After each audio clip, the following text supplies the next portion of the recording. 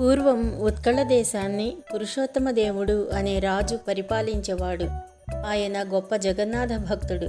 రాజ్యం జగన్నాథుడిదేనని, తాను ఆ దేవుడి సేవకుడిగా రాజ్యపాలన చేస్తున్నానని ఆయన నమ్మేవాడు. పూరిలో ఏటా ఆషాఢమాసంలో రథయాత్ర జరుగుతుంది. ఆ ఉత్సవానికి వేలాది జనం వస్తారు.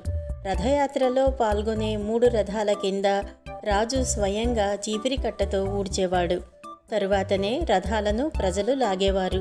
పురుషోత్తముడు ఒకసారి దక్షిణ దిగ్విజయానికి వెళ్ళి కంచిరాజు కూతురైన పద్మావతిని చూశాడు. ఆమె అసాధారణ సౌందర్యవతి. ఆమెను చూడగానే పురుషోత్తముడు మోహించి పెళ్లాడ నిశ్చయించాడు. ఈ విషయం దూత ద్వారా విని పద్మావతి తండ్రి వివాహానికి సమ్మతించాడు. పురుషోత్తముడి ఆహ్వానం మీద ఆయన ఉత్కళ దేశానికి పోవటమే కాక రథోత్సవాన్ని కూడా కళ్ళారా చూద్దామనుకున్నాడు. రథోత్సవం నాడు దేవాలయం నుంచి ఉద్యానభవనం దాకా ఉన్న వీధి అంతా జనంతో నిండిపోయింది. శంఖాలు మోగుతున్నాయి. జనం కోలాహలం చేస్తున్నారు. దేవాలయం నుంచి జగన్నాథ, బలభద్ర, సుభద్రల విగ్రహాలను తెచ్చి 3 రథాలలోనూ ఉంచారు. అంతదాకా కంచిరాజుతో కబుర్లు చెబుతున్న పురుషోత్తముడు లేచి వెళ్ళి రథాల కింద చీపురి కట్టతో ఊడ్చాడు. ప్రజలు హర్షధ్వానాలు చేశారు.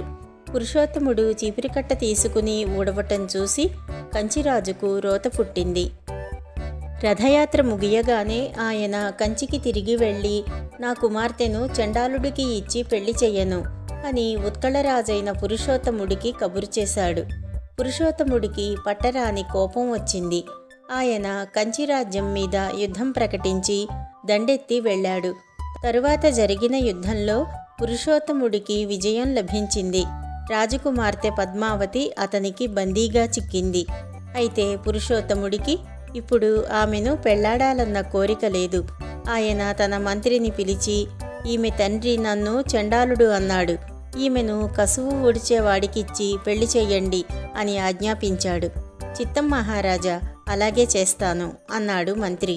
కానీ జాలిగుండె గల ఆ మంత్రి అలా చెయ్యలేదు. ఆయన పద్మావతిని తన ఇంటికి చేర్చాడు.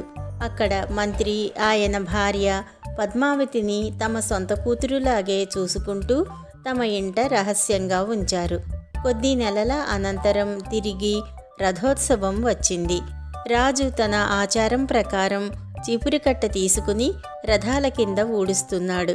ఆ సమయంలో మంత్రి పద్మావతిని తీసుకుని పోయి, మహారాజా, మీ ఆజ్ఞ నెరవేర్చటంలో జాప్యం జరిగినందుకు క్షమించండి. ఈ పిల్లకు ఊడ్చే భర్త మీకన్నా యోగ్యుడు దొరకడు. దయచేసి ఈమెను పెళ్లాడండి అన్నాడు. అప్పటికి పురుషోత్తముడి ఆగ్రహం చల్లారిపోయింది. తన మంత్రి చేసిన యుక్తికి సంతోషించి మహావైభవంగా పద్మావతిని వివాహం చేసుకున్నాడు. వారి సంతతి ఇప్పటికీ పూరీ రథోత్సవం నాడు చీపురికట్ట తీసుకుని దేవాలయం ఊడిస్తారు.